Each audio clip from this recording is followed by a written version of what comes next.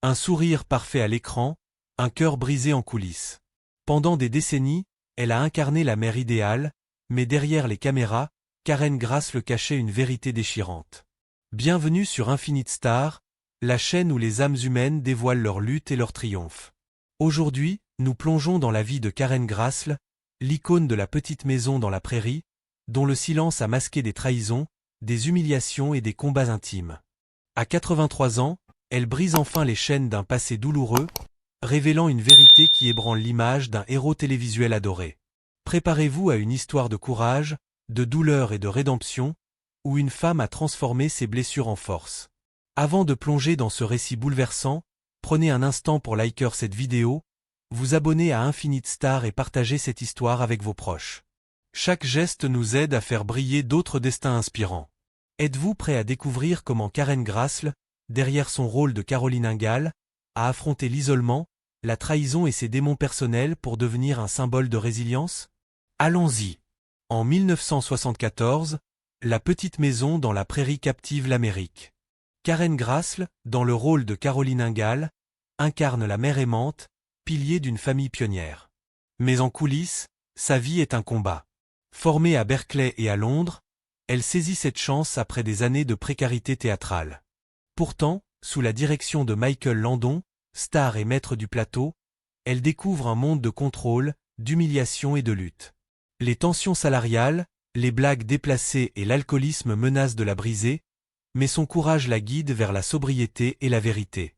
Karen Grassle, actrice talentueuse issue de Berkeley et de la London Academy of Music and Dramatic Art, a grandi dans l'ombre d'un père alcoolique et suicidaire. Ses premières années sont marquées par la précarité financière et une passion pour le théâtre, de Broadway à Shakespeare in the Park.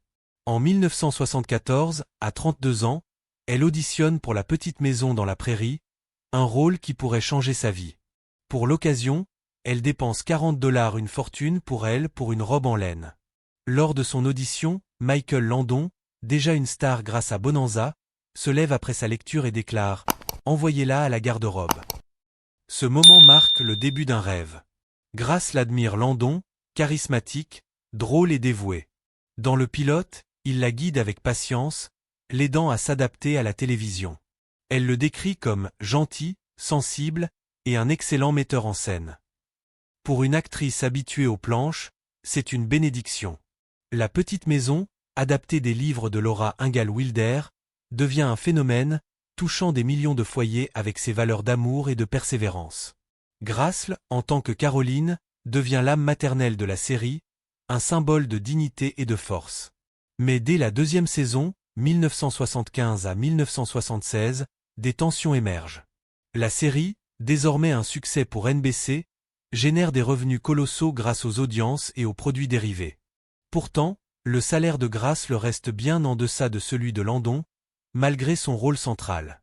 Lorsqu'elle demande une augmentation, arguant une équité pour son statut de costard, la réponse est glaciale. Landon la prend à part et lui explique que, selon les tests d'audience, Caroline n'est pas un personnage clé, sous-entendant qu'elle est remplaçable.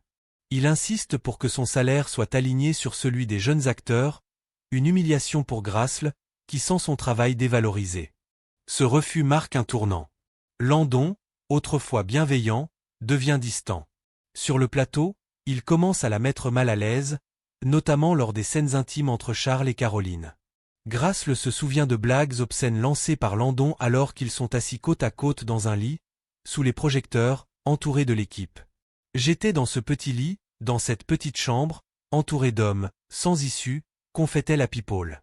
Les rires de l'équipe amplifient son sentiment d'humiliation, la laissant isolée et piégée. Au fil des saisons, le contrôle de Landon sur la série s'intensifie. En tant que producteur exécutif, réalisateur et scénariste, il façonne chaque aspect de la petite maison.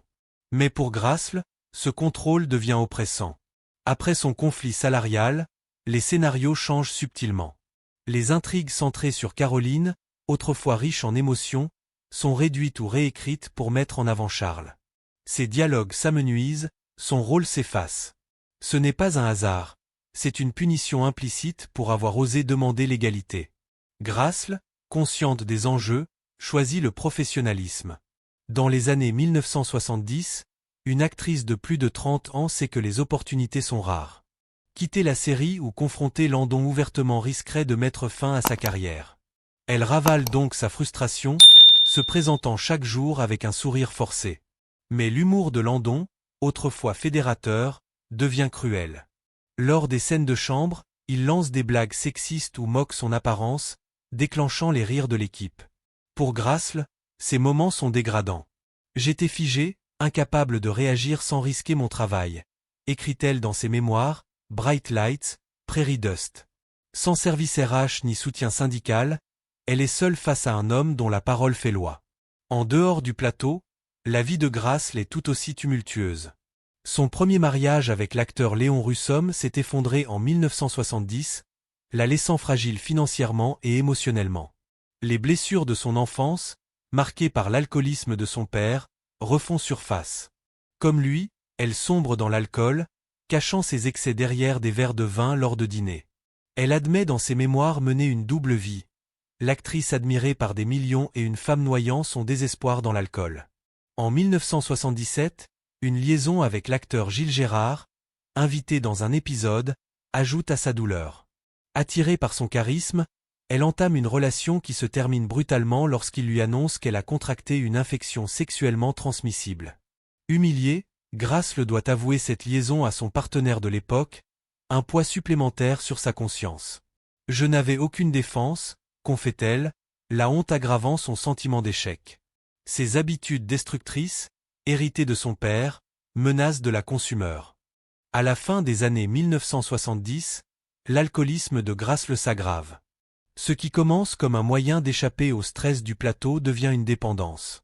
Elle se décrit comme une alcoolique fonctionnelle, capable de jouer Caroline avec conviction tout en sombrant en privé. « Je voulais boire comme tout le monde, pour me détendre, mais je finissais ivre, en pleurs, faisant des scènes », écrit-elle.